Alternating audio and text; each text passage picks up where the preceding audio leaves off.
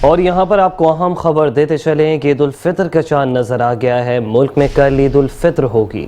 ملک میں شوال کا چاند نظر آ گیا، جس کے بعد کل عید الفطر منائی جائے گی۔ رؤیت ہلال کمیٹی کا اجلاس وزارت مذہبی امور کے مرکزی دفتر کوسار بلاک میں جاری رہا، جس کی صدارت چیئرمین رؤیت ہلال کمیٹی مولانا عبدالخبیر آزاد کر رہے تھے۔ عید الفطر کل ہوگی، یہ حتمی فیصلہ سامنے آ گیا ہے۔ ملک میں شوال المکرم کا چاند نظر آ گیا ہے، ایسا بتانا ہے مرکز رؤیت ہلال کمیٹی کا۔ ملک میں شوال المکرم کا چاند نظر آ گیا ہے۔ عید الفطر کل ہوگی۔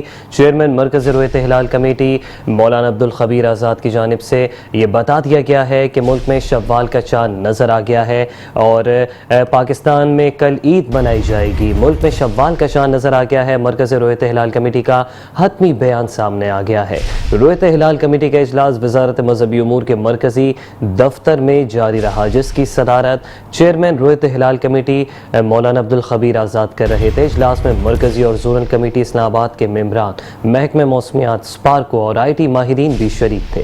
مرکزی رؤیت ہلال کمیٹی کو کراچی سمیت ملک کے مختلف علاقوں سے شوال کے چاند کی رؤیت کی شہادتیں موصول ہو گئی ہیں، جس کے بعد باضابطہ طور پر یہ اعلان کر دیا گیا ہے عید الفطر کا چاند نظر آ گیا ہے اور ملک میں کل عید الفطر منائی جائے گی۔